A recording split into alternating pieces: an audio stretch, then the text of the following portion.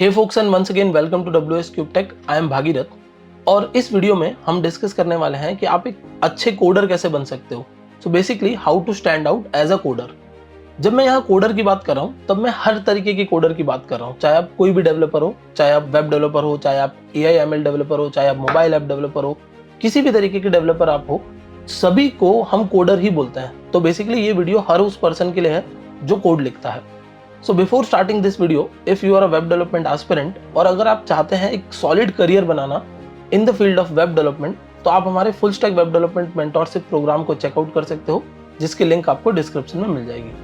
So let's start this video. And इस video को हम लोग टोटल 8 पॉइंट्स में डिवाइड करके एक पॉइंट को डिस्कस करने वाले हैं। तो सबसे पहला और मोस्ट इंपॉर्टेंट जो पॉइंट है वो है टू स्टार्ट। सो ये बहुत बेसिक सा पॉइंट है और इसमें कुछ बहुत ज्यादा समझाने वाली चीज नहीं है, बिकॉज मैं यहाँ पर यह बात कर रहा हूँ कि आपको कहीं भी पहुंचना है या आपको स्टैंड आउट करना है या आपको अगर अच्छा कोडर बनना है, so all you need to do is start.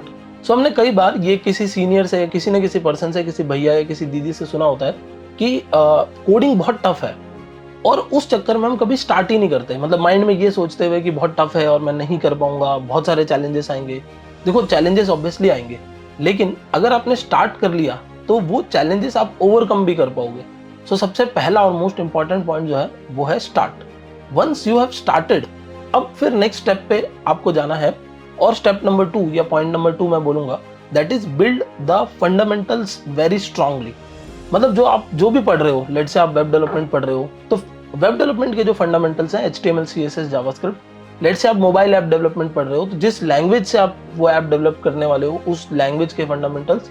Let's say आप AI या ML पे जा रहे हो तो पाइथन के फंडामेंटल्स। ये फंडामेंटल्स स्ट्रॉन्ग करना बहुत जरूरी है। जनरली क्या होता है कि कोई भी एक पर्सन, लेट्स से एक मोबाइल ऐप डेवलपर की बात करते हैं, तो वो एक मोबाइल ऐप डेवलपर तो बन जाता है, बट जब भी कुछ नया आता है या जब भी कुछ अपग्रेड्स होते हैं, जब भी कुछ चेंजेस होते हैं, वो उनको अडॉप्ट नहीं कर पाता। एंड द रीजन इज कि उसके फंडामेंटल्स उतने स्ट्रांग नहीं थे। उस पर्सन ने क्या किया, सिर्फ और सिर्फ वो चीजें पढ़ ली जो उसको किसी बूट कैंप या किसी कोर्स या किसी प्रोग्राम में करवाई गई थी।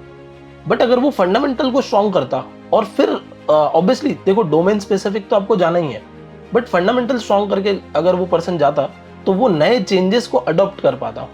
सो point number 2 is very important. Fundamentals को स्ट्रांग करना है, चाहे किसी भी डोमेन में आप हो। Once your fundamentals are strong, you are on the way, जहां पर या you are on the path to be a stand out developer और stand out coder. As our fundamentals are strong, we obviously need to have a command जो हम किसी भी एक domain पे ले सकते हैं। और इसके बाद जो हमें करना है वो ये है कि हमें पार्टिसिपेट करना है ऐसे कॉन्टेक्ट्स या ऐसे हैकेथॉन्स में जहां पर कोडिंग के रिलेटेड कुछ ना कुछ चैलेंजेस हमें मिल रहे हो। जैसे हैकेथॉन्स की बात करते हैं, तो आप हैकेथॉन में गए, आपने लेट्स से एक हैकेथॉन अटेंड किया जो 3 डेज का हैकेथॉन था, 4 डेज का हैकेथॉन था, और उस हैकेथॉन में आपको एक कोडिंग चैलेंज मिला है या आपको एक प्रॉब्लम स्टेटमेंट मिला है। अब जब आप उस प्रॉब्लम स्टेटमेंट को डेवलप करोगे, वहीं पे बैठ के उसके लिए सोचोगे, टीम के साथ में काम करोगे, तब आपका जो माइंडसेट है या जो आपके उस डोमेन को देखने का तरीका है वो और ग्रो होगा। सेम होगा कोडिंग कॉन्टेक्स्ट में। हो सकता है वो जो कोडिंग चैलेंजेस हैं वो 1 दिन के ही हो या लेट्स से 4 आवर्स के हो, 5 आवर्स के हो, बट इवेंचुअली वो आपको हेल्प जरूर करेंगे to become a stand out coder. So ये थर्ड पॉइंट, हैकेथॉन और कॉन्टेस्ट में पार्टिसिपेट करना, ये आपको अपने टू डू में ऐड कर लेना और बहुत फ्रीक्वेंटली ये आपको करते जाना है। Now after this, going to the fourth point, आपको ये ध्यान रखना है कि चैलेंजेस आने वाले हैं और उन चैलेंजेस को एक्सेप्ट आप करोगे। मतलब कि आप जैसे जैसे आगे बढ़ोगे बड़े चैलेंजेस आएंगे।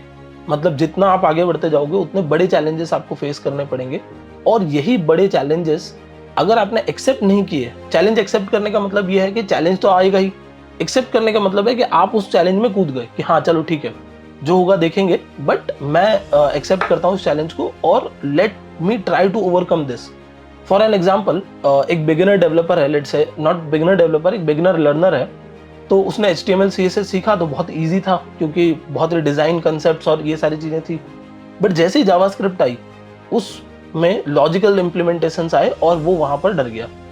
उसने उस चैलेंज को एक्सेप्ट ही नहीं किया कि चलो अब मैं, ये प्रॉब्लम्स तो आ रही है बट इस प्रॉब्लम को सॉल्व कैसे करना है उस पर ध्यान दूं, मैं अपने मेंटोर से डिस्कस कर लूं या मैं किसी से भी हेल्प ले लूं और उस प्रॉब्लम को सॉल्व करूं, यानी उस प्रॉब्लम को एक्सेप्ट करूं और उसको सॉल्व करने पे जाऊं, रादर देन कि उस प्रॉब्लम से पीछे हट जाऊं। So this is one of the most important point, to accept the challenges. And this also brings to the next point, जो कि है नेटवर्क बिल्ड करना। अब ऑब्वियसली जब आप चैलेंजेस एक्सेप्ट करोगे तब आप प्रॉब्लम्स में फंसोगे और कहीं ना कहीं अटक भी जाओगे। उस टाइम जब आप अटकते हो तब बहुत इंपॉर्टेंट है एक मेंटोर होना या मल्टीपल मेंटोर्स होना उस स्पेसिफिक डोमेन से जिसमें आप काम कर रहे हो। एट द सेम टाइम एक अच्छा नेटवर्क होना, जरूरी नहीं हर पर्सन आपका मेंटोर हो, कुछ पर्सन आपको जस्ट हेल्प करने के लिए भी वहां पर बैठे हो सकते हैं, जो कि किसी कम्युनिटी का पार्ट हो सकते हैं या किसी ग्रुप का पार्ट हो सकते हैं, किसी डिस्कॉर्ड सर्वर का पार्ट हो सकते हैं। आपने अपना मैसेज ड्रॉप किया या आपने अपनी प्रॉब्लम स्टेटमेंट दी, उन्होंने उसको सॉल्व करने में आपको हेल्प किया। So the fifth point is to build a strong network around the domain which you are working for. At the same time उस डोमेन के अलावा भी आप नेटवर्क बना सकते हो जो आपको हेल्प करे आपकी पर्सनैलिटी को और ग्रो करने में। बट इवेंचुअली नेटवर्किंग आपको बहुत स्ट्रॉन्ग करनी है ताकि आपके जो प्रॉब्लम्स हो वो सॉल्व करने के लिए आपके पास बहुत सारे लोग हो, यानी कम्युनिटी हो एक तरीके से आपके साथ में। ऑल्सो क्योंकि अब आपके पास एक कम्युनिटी है तो अब आपके पास बहुत सारी अपॉर्चुनिटीज भी आएगी। So this brings the next point which is the sixth point. जब मैं नेक्स्ट स्टेप पे बढ़ूंगा तो मेरे पास बहुत सारी अपॉर्चुनिटीज भी आएगी, और नहीं भी आती है तो I must always look for opportunities. हमें कहीं ना कहीं से अपॉर्चुनिटीज ग्रैब करते हुए चलना है, छोटी हो या बड़ी, कोई भी अपॉर्चुनिटी है अगर आपके सामने आती है और आपको लगता है कि ये आपको कहीं ना कहीं हेल्प कर सकती है और आपके पास उतना टाइम और बैंडविड्थ अवेलेबल है, तो आप उस अपॉर्चुनिटी को ग्रैब जरूर करोगे। अब मैं जब ये बोल रहा हूँ कि अपॉर्चुनिटीज ग्रैब करो, तो इसका मतलब ये भी नहीं है कि हम सारी अपॉर्चुनिटीज ग्रैब करें, क्योंकि वो भी पॉसिबल नहीं है। हो सकता है कि मैंने किसी एक अपॉर्चुनिटी को अभी जस्ट एक्सेप्ट किया है और मैं उस पर काम कर रहा हूँ, तो मैं दूसरी अपॉर्चुनिटीज को छोड़ूंगा, विच इज नेचुरल, कोई उसमें प्रॉब्लम नहीं है, ये आप कर सकते हो। बट आप बिल्कुल ही फ्री हो और अपॉर्चुनिटीज आपके पास में आ रही है, बट आप जस्ट बिकॉज कि थोड़ा सा आलसी हो, लेजीनेस में, या ये सोच के कि ये तो टफ है, नहीं कर पाऊंगा या नहीं कर पाऊंगी, इस रीजन से छोड़ना is just a foolish thing जो कि आपको नहीं करनी है। बिकॉज अपॉर्चुनिटीज बहुत रेयर आती है, पहली चीज तो, सबसे मोस्ट इंपॉर्टेंट चीज तो ये है। तो you should always look for opportunities, you should accept the opportunities and try to work on that. And now when you are working on the opportunities, जो भी आपको opportunity मिली है, that brings the seventh point which says keep a scope for the improvement. तो आपको एक improvement का scope हमेशा रखना पड़ेगा। improvement का scope as in कि let's say मैं एक level of knowledge पे अब आ चुका हूँ या level of skill set पे मैं आ चुका हूँ, और अब मैं ये सोचता हूँ कि now I am the perfect person जिसको कुछ और नया सीखने की जरूरत ही नहीं है, मुझे ना कुछ नया स्किल सेट गेन करने की जरूरत है, ना मुझे और नेटवर्क बनाने की जरूरत है। तो ऐसा कभी नहीं करना है, बिकॉज अगर आप किसी भी पर्सन को देखते हो जो अपने फील्ड में टॉप है, जो अपने फील्ड में स्टैंड आउट कर रहा है, वो कभी ये नहीं बोलेगा कि मुझे ऑलरेडी सब कुछ आता है। वो हमेशा कुछ ना कुछ सीखने के लिए सोचता रहेगा कि कहीं ना कहीं से कुछ और नॉलेज मिल जाए। हो सकता है कि उस पर्टिकुलर इंडस्ट्री में वो सबसे टॉप पे ही हो, उससे ज्यादा किसी को आता भी नहीं, बट वो कभी ये चीज एक्सेप्ट नहीं करेगा। वो ये बोलेगा कि देयर इज समथिंग जो मुझे अभी भी सीखना है। सो ये आपके अंदर भी होना चाहिए। You should always be open for the improvement, या you should always have the scope of improvement, जहां से फीडबैक जब आपको मिले तब आप उनको इम्प्रूव कर पाओ और आगे बढ़ पाओ। और ये जो पूरी जर्नी है, जब आप ये सारी चीजें कर रहे होगे, उससे ही हमारा 8th पॉइंट और लास्ट पॉइंट बनता है, which is to have patience. So ये बेसिकली बहुत ही एक ऐसी चीज है जो कि नेचुरल होनी चाहिए सब में, बट नहीं है।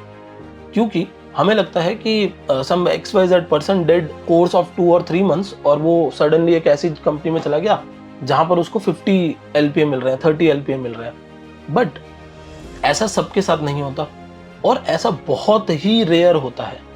और हो सकता है कि वो जो पर्सन ने बोला कि मैंने ये 3 या 4 मंथ्स मैंने ये चीज किया और मैं यहाँ पहुंच गया, उसके पीछे क्या पता उसने कितनी मेहनत की हो, कितना टाइम उसने दिया हो। So 8th point is just to have patience. आपकी एक अलग जर्नी है, आपको अपना अलग टाइम लगेगा, आपको बस उस जर्नी पे आगे बढ़ते रहना है, पेशेंटली काम करना है और अपने आप को 1% बेटर बनाने के लिए चलते रहना है। That's it. जब आप इस चीज को फॉलो करोगे और आप पेशेंटली उस चीज के पीछे लगे हुए रहोगे, तो हो सकता है कि किसी पर्सन ने उसको 1000 डेज में अचीव कर लिया और आपको 1200 डेज लग जाए, बट आप भी अचीव इजीली करोगे, बिकॉज आप एक पूरा अच्छा सा स्ट्रक्चर्ड वे फॉलो कर रहे हो जिसमें आप सारे एफर्ट्स लगा रहे हो और पेशेंटली वेट कर रहे हो। बिकॉज कई बार हमें ना बहुत बड़ा डिफरेंस ही सक्सेस दिखती है, बट एवरी डे हम कुछ ना कुछ सक्सीड कर रहे होते हैं, वो हमें नहीं दिखता। So these are the basic 8 points which I wanted to discuss with you, जिससे आप एक स्टैंड आउट कोडर बन पाओ। So I hope this video helped you. अगर आपको वीडियो में कुछ भी इंटरेस्टिंग लगा हो और आप ऐसे ही वीडियोस देखना चाहते हो, तो हमारे चैनल को सब्सक्राइब कर लो और अपने उस फ्रेंड को ये वीडियो शेयर करो जो इसी तरीके से कहीं ना कहीं अटका हुआ है या जिसकी इच्छा है स्टैंड आउट कोडर बनने की। That's it for this video. Thank you so much for watching.